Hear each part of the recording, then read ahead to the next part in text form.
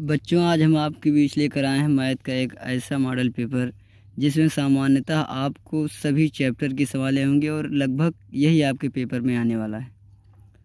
तो निर्देश आपका दिया गया है कि निम्न में से दो खंड आ और व बा हैं, जिनमें खंड आ जो होगा आपका 20 प्रश्न वैकल्पिक होगा और जो आपके 50 नंबर के प्रश्न होंगे वह वर्णात्मक होंगे। तो खंड आ में आपको क्या करना है कि आपके पास 20 प्रश्न होंगे जो टिक मार का होंगे। जैसे पहला प्रश्न आपका दिया गया है कि यदि 65 तथा 117 के एचसीएफ को 65 माइनस 117 के रूप में लिखा जाए तो यम का मान ज्ञात कीजिए। तो इसका जो सही ऑप्शन होगा ऑप्शन नंबर 2 होगा और आंसर भी 2 होगा। इसी तरीके से आपका जो अगला प्रश्न है कि यदि समीकरण 3x² माइनस 12x प्लस के इक्वल टू 0 के मूल बराबर है तो के का मान, इसका भी ऑप्शन आपके सामने दिया गया है। इसी तरीके से प्रश्न नंबर 3, 4, 5, 6, 7, 8, उसके बाद 9, 10, 11, 12, 13, 14, 15, 16, यानी लगभग जो 20 प्रश्न होंगे आपके वो सब क्या होंगे, वैकल्पिक होंगे। अगर हम आप देखेंगे खंडवा में, तो खंडवा में आपकी पहली नंबर सवाल ये भी आ सकती है कि यदि काट थीटा बराबर 7/8 तो 1 plus sine theta of 1 minus sine theta upon 1 plus cos theta of 1 minus cos theta का मान। तो बच्चों हमको आपको पता है कि a plus b of a minus b is equal to होगा हमारा a² माइनस b²। इसका मतलब 1 plus sine theta 1 minus sine theta is equal to 1 minus sine square theta. और हम त्रिकोणमिति में पढ़ चुके हैं कि 1 minus sine square theta is equal to cos square theta. तो इसी तरीके से 1 प्लस कास थीटा और 1 माइनस कास थीटा, इसका मतलब 1 माइनस कास स्क्वायर थीटा और 1 minus cos square theta is equal to sine square theta. और आपको पता होगा कि tan theta is equal to sine theta upon cos theta, और जबकि काट थीटा इज इक्वल टू क्या होगा हमारा cos theta upon sine theta. अगर जब कास स्क्वायर होगा अपान साइन स्क्वायर, इसका मतलब काट स्क्वायर होगा, और वो काट थीटा बराबर हमारा मान दिया गया है 7/8। तो इस तरीके से अगर हम 7/8 का स्क्वायर करेंगे तो कितना होगा, 7×7 = 49 और 8×8 = 64, यानी 49/64। और अब आपका जो अगला प्रश्न होगा कि आपको वर्ग अंतराल दिया गया है, बारंबारता दिया गया है, तो इसका हम क्या निकालेंगे, मध्य बिंदु कि 10 + 0 यानी अपान 2 यानी मतलब 5, 20, 10, 30, 20 और 30 ना। जैसे कि 20 और 30 जोड़ने पर हमारा 30, 20, 50 होगा और 50 का आधा हमारा कितना होगा, 25 होगा। इसी तरीके से 30, 40, 70, 70 का आधा कितना होगा, 5। अब हम क्या करेंगे, एफ इंटू एक्स को हम आपस में कैलकुलेट कर देंगे कि 2 पंचे 10, 15 7 105। हाँ, फिर इसका मान जो एफ इंटू एक्स का मान होगा हम पूरे को क्या करेंगे, ऐड करेंगे। और इसी तरीके से हम एफ का मान ऐड करेंगे और एफ एक्स वाले में हम एफ से क्या कर देंगे, भाग देंगे, क्योंकि हमारा सूत्र होता है माध्य बराबर sigma F x upon F x, यानी 1630/50। जब इसको हम आगे सॉल्व करेंगे तो हमारा आंसर कितना होगा, 32.6। ठीक, इसी तरीके से जो हमारा अगला क्वेश्चन होगा, अगला क्वेश्चन हमारा क्या होगा कि सेक 4a बराबर कासेक ऑफ a माइनस 20, जहाँ 4a न्यून कोण है तो a का मान ज्ञात कीजिए। तो sec 4a equal to cosec of a minus 20। अब देखिए सेक हमारा कब बना होगा, जब हमारा कासेक में होगा, क्योंकि हम पढ़ चुके हैं ना कि cosec of 90 minus theta equal to sec theta. तो cosec of 90 minus 4 equal to cosec a minus 20 है। कासेक से कासेक हमारा कैंसिल होगा, 90 minus 4 equal to a minus 20। अब हम क्या करेंगे कि इन सबको आपस में पक्षांतर कर लेंगे। 90 को अगर हम 20 के पास ले जाएंगे तो 90, 20, 110, और जो हमारा 4a है, 4a में अगर हम एक एक वहाँ पर लेके आएंगे तो कितना होगा हमारा 5 है, यानी 5a बराबर 110, a इक्वल टू 110/5, यानी कहने का मतलब 22। और जो आपकी सबसे महत्वपूर्ण सवाल है उसमें दिया गया कि एक नाव की शांत जल में चाल 15 किलोमीटर प्रति घंटा है। नाव की धारा दिशा में 30 किलोमीटर जाने पर धारा की विपरीत दिशा में 30 किलोमीटर वापस लौट आने पर कुल 4 घंटा 30 मिनट का समय लगेगा। इसका मतलब 4 घंटा यानी 4.5 घंटा। इसको हम इस तरीके से लिख सकते हैं कि 9/2। तो मान लीजिए आपकी धारा की चाल कितनी होगी, x किलोमीटर प्रति घंटा, शांत जल में 15 किलोमीटर प्रति घंटा, और सापेक्ष चाल होगा तो हम क्या करेंगे, 15 + x, यानी 30/15 + x plus 30/15 minus x equal to 9/2। अब हम क्या करेंगे, 30 को कॉमन ले लेंगे, यानी ऊपर हमारा हो जाएगा 1/15 + x प्लस 1/15 माइनस x। अब हम क्या करेंगे, 15 minus x plus 15 plus x अपान 15 + x इंटू 15 माइनस x, यानी जो हम भिन्नात्मक जिसे भिन्न हल करते चले आए उसी तरीके से करेंगे। इक्वल टू कितना होगा, 9/2। अब देखिए 30 उधर क्या था हमारा, गुणे में था, पक्षांतर कर दिया हमने, किस में आ गया, बटे में। तो x और x हमारा आपस में क्या हुआ, कैंसिल हो गया, और 15 15 कितना बना, 30। अब देखिए नीचे a प्लस बी और a माइनस बी, यानी 15 + x और 15 माइनस x, यानी a² माइनस b², इसलिए हो गया 15 15 में 225 और plus minus minus x into x equal to x²। बराबर हमारा कितना हुआ 3/20, क्योंकि हम 3 से काटेंगे तो 3 त्रिक का 9 और 3 9 30 और 10 दूनी कितना हो गया 20। अब 200 बराबर 225 माइनस एक्स स्क्वायर, और एक्स स्क्वायर बराबर करेंगे तो हमारा कितना होगा 225 में से हम 200 क्या कर देंगे घटा देंगे, क्योंकि उधर हमारा 200 प्लस में था और इधर किस में आ जाएगा भाई माइनस में। अगर एक्स स्क्वायर इक्वल टू 25 होगा तो एक्स बराबर कितना हो सकता है 25, यानी कहने का मतलब 5। इसी तरीके जो हमारी दूसरी नंबर सवाल है कि 2 अंकों से बनी एक संख्या जिसके अंकों को उलटने पर योग कितना होगा 66, और जो अंतर होगा कितना का होगा 2 का। तो कहने का मतलब मान लीजिए हमारी जो संख्या लेकिन कितने अंकों की बनी है 2 अंकों की, इसलिए हम क्या लिखेंगे 10x प्लस वाई। जब इसके हम अंकों को आपस में पलट देंगे तो पलटने पर हमारा क्या होगा भाई, जहाँ x होगा उसकी जगह हम y रख लेंगे, जो y होगा उसकी जगह हम रख लेंगे, यानी ये 10y प्लस x।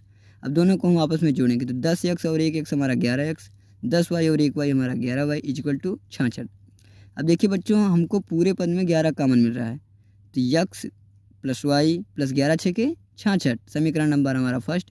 इसी तरीके से समीकरण नंबर दूसरा हमारा ऑलरेडी दिया गया है कि x minus y equal to 2, क्योंकि दोनों का अंतर कितना बताया गया है 2। अब दोनों समीकरण को आपस में क्या करेंगे जोड़ लेंगे, दोनों समीकरण को आपस में क्या करेंगे भाई जोड़ लेंगे। जब हम समीकरण को आपस में जोड़ लेंगे तो हमारा हो जाएगा 2x इक्वल टू 8 और x बराबर 4।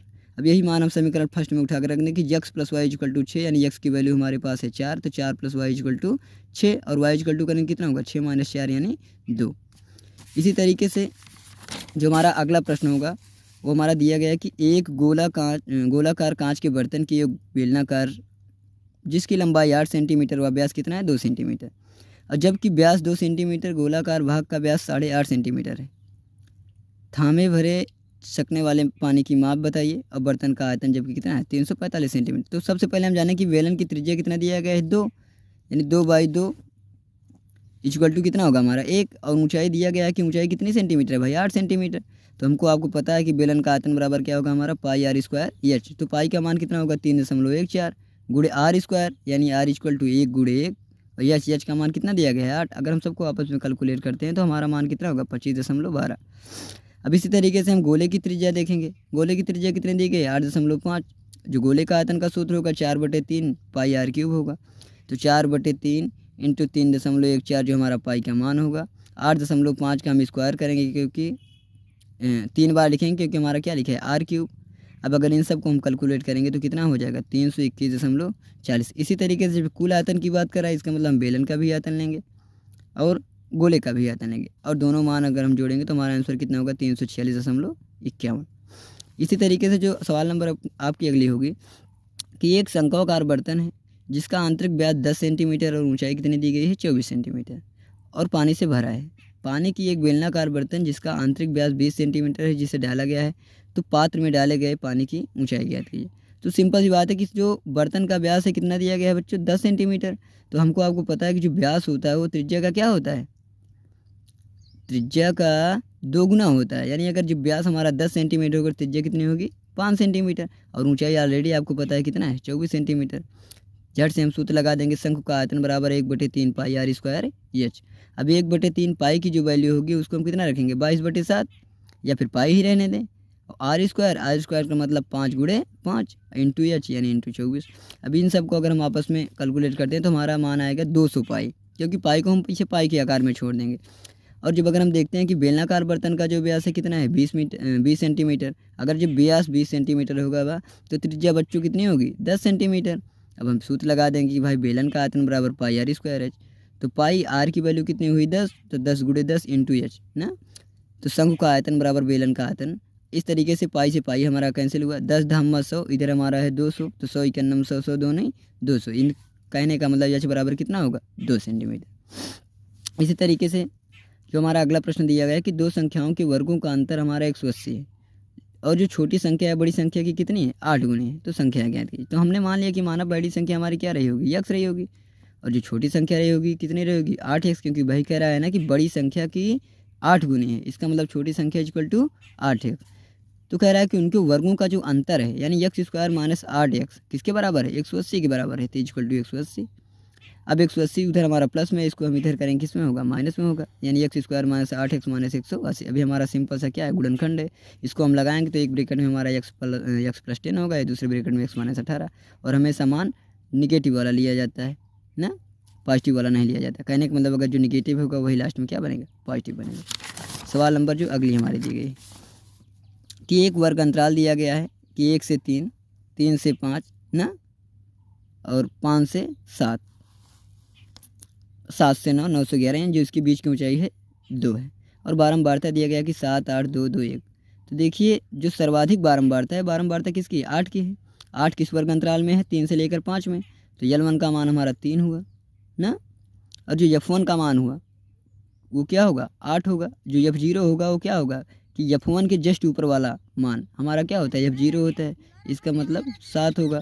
और जो उसके नीचे वाला मान होगा यानी F2 वो कितना होगा भाई, 2 होगा। लेकिन उनके बीच की दूरी कितनी होगी, h होगी। अब हम सूत्र लगा देंगे कि L plus F1 minus F0 upon 2 F1 minus F0 minus F2 into h, यानी 3 प्लस F1 का मान हमारा 8, तो 8 माइनस F0 यानी 7 अपॉन 2 F1 यानी 2 इंटू 8 माइनस F0 यानी 7 माइनस F2 यानी 2 इंटू h यानी 2। जब सबको हम आपस में कैलकुलेट करेंगे तो कितना होगा हमारा, 3 प्लस 0.28 यानी 3.28।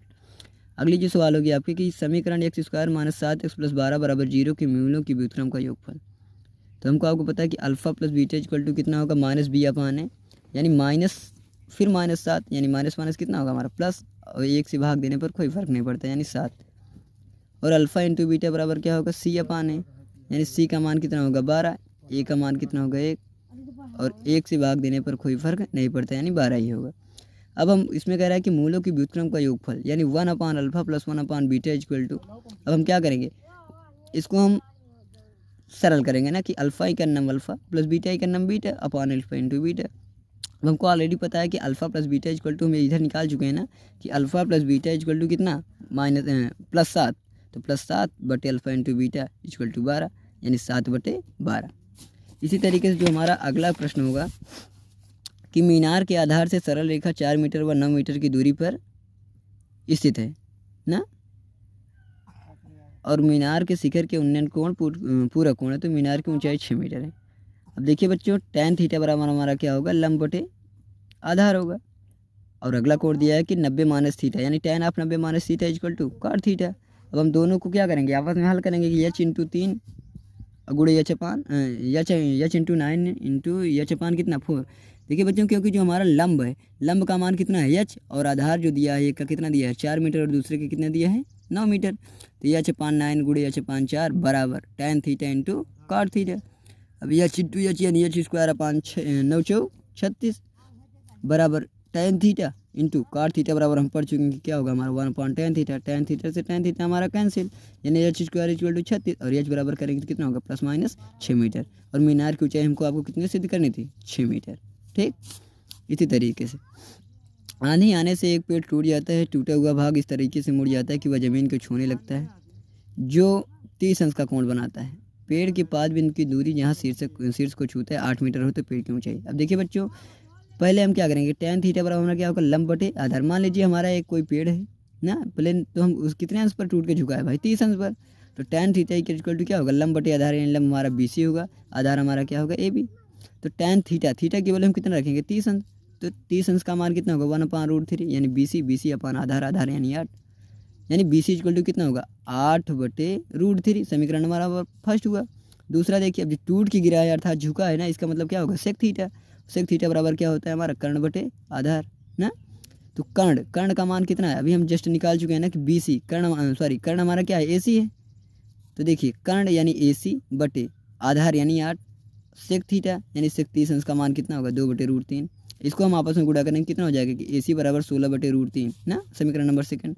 देखिए भाई जब पेड़ खड़ा था और जो टूटा भाग दोनों भाग को हम आपस में जोड़ेंगे तो 8 बटे √3 प्लस 16 बटे √3 यानी 24 बटे √3।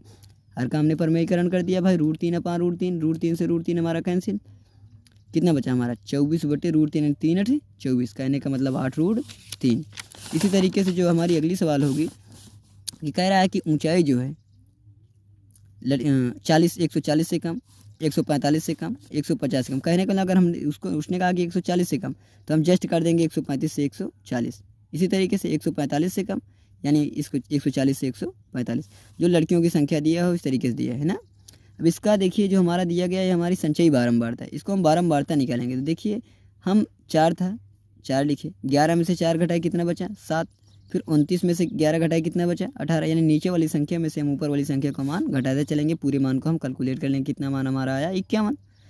अब देखिए अगर 51 आया तो देखिए पहले 51 यन का मान हुआ ना, तो 51 किस में होगा, 51 का आधा हम करेंगे तो कितना होगा 26 लगभग, और 26 हमको मिल किस में रहा है 29 वाले में ना, यानी L1 जो होगा हमारा 145 होगा, L2 हमारा 150 होगा ना, और जो हमारा F होगा F का मान कितना होगा 18, और जो हमारा कैपिटल F होगा 18 के जस्ट नीचे यानी 11 ना। अब हम सूत्र लगा दें वही कि L1 plus L2 minus L1 अपान F एन अपान 2 माइनस बड़ा वाला F। अब इस तरीके से इसको जो हम कैलकुलेट करेंगे, इसको कैलकुलेट करने पर हमारा आंसर कितना होगा 149.03। अगले सवाल है जो सबसे महत्वपूर्ण है ना कि बंटन का माध्यक 28.5 हो तो x तथा y का मान ज्ञात कीजिए, वर्ग अंतराल दिया गया। तो देखिए समझिए पहले माध्य दिया है कितना 28.5, अगर हम इन सब का आपस में योग करेंगे तो हमारा होगा 45 प्लस x प्लस वाई, और उसमें दिया गया कि इन सब का योग कितना है 60 है ना। तो 45 plus x plus y equal to 60, x plus y बराबर करेंगे तो 45 हमारा प्लस में ही पक्षांतर कर देंगे माइनस में, यानी हमारा 15 होगा। समीकरण नंबर फर्स्ट हमने माना। इसी तरीके से एक्स प्लस वाई बराबर 15। अब देखिए 45 किससे मिल रहा है भाई, अगर हम देखते जाएं अगर सबका योग कर लिए तो हो सकता है कि आपको इसमें दिखाई देता हो 20 से लेकर 30 के बीच में ना।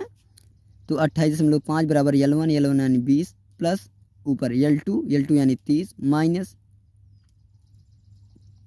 जो योग आया, योग कितना आया भाई हमारा -5 प्लस एक्स। भाई अगर इन सब की हम संचयी बारंबारता जब निकालेंगे तो 5 plus x 25 plus x 40 plus x 40 plus x plus y 45 plus x plus y, इस तरीके से होगा। तो इस तरीके से हम इसको क्या कर लेंगे आपस में कैलकुलेट कर लेंगे। जो हमारा 20 इधर प्लस में था हमने पक्षांतर कर दिया माइनस में आ गया। ठीक, इस तरीके से इसको हम आगे क्या कर लेंगे भाई सॉल्व कर लेंगे ना।